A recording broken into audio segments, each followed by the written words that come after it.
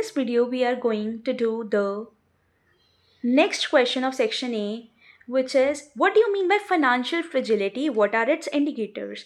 Financial fragility क्या होती है? Situation in which the financial system becomes weak, unstable and vulnerable to economic or financial shocks.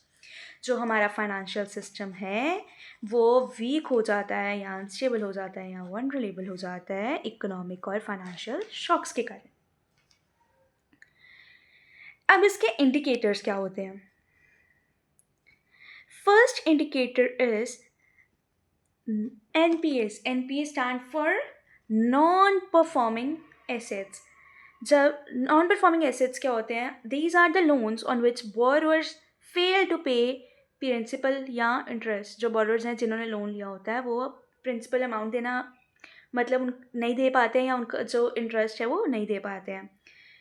अब NPA बढ़ेंगे तो asset की क्वालिटी पुअर होती जाएगी. देन बैंक को फाइनेंशियल लॉसेस हो सकते हैं, उसकी जो प्रॉफिट है वो कम हो सकता है.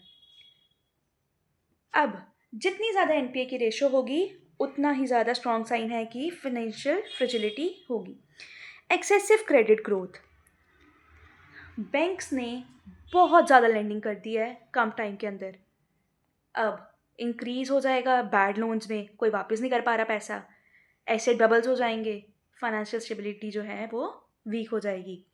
Next we have high leverage ratio. Leverage refers to the use of borrowed funds. कहते हैं हमने बहुत ज़्यादा बोरिंग कर ली है, हमारा फाइनेंशियल रिस्क जो है इंक्रीज हो जाएगा.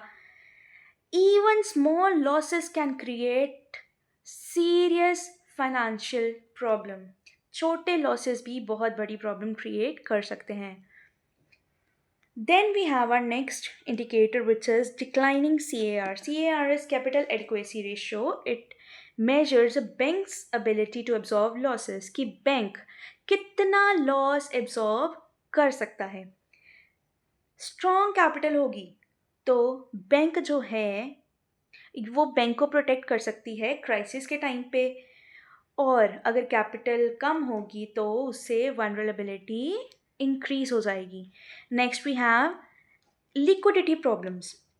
लिक्विडिटी प्रॉब्लम में it refers to the availability of cash to meet short term obligation. जब हमारे पास कैश पड़ा होता है, जब अपनी शॉर्ट टर्म ऑब्लिगेशन कोई आ गई है तो हम उसको मीट कर सकें. अगर लिक्विडिटी की शॉर्टेज है तो उससे क्या होगा? फाइनेंशियल स्ट्रेस हो जाएगा. नेक्स्ट, और बैंक जो है अपने कस्टमर्स को पैसा नहीं दे पाएगी. जो बैंक लोग आएंगे कि हमारे कोई एफडी मैच्योर होगी, हमें पैसा दे दो, बट वो नहीं दे पाएगी. उससे होगा क्या? उससे जो बैंक की रेपुटेशन है वो भी खराब हो जाएगी. Next we have exchange rate volatility. Frequent या लार्ज फ्लक्चुएशन होते रहते हैं एक्सचेंज रेट में. अनसर्टेनिटी इंक्रीज होती है, फॉरेन इन्वेस्टमेंट और ट्रेड्स को इफेक्ट करता है. Sharp currency depreciation often reflects financial weakness. Next we have stock market instability.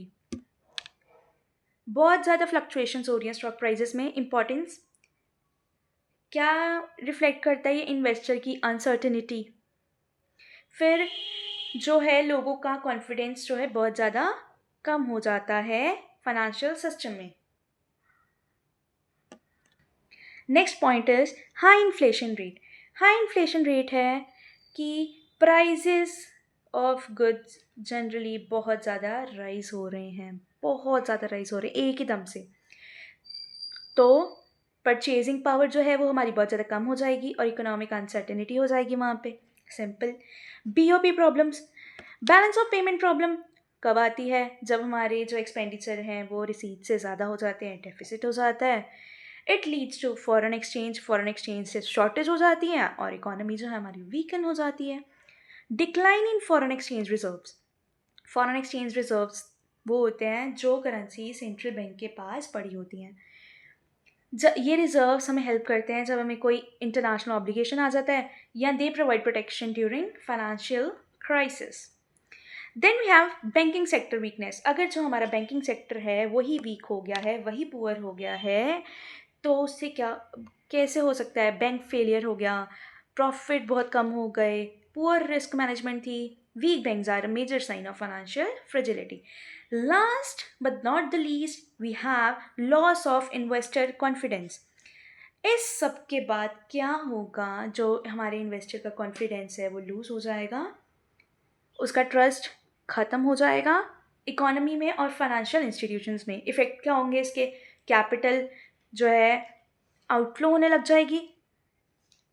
Then investment जो है वो कम हो जाएंगी और फाइनेंशियल इंस्टेबिलिटी आ जाएगी. ओके.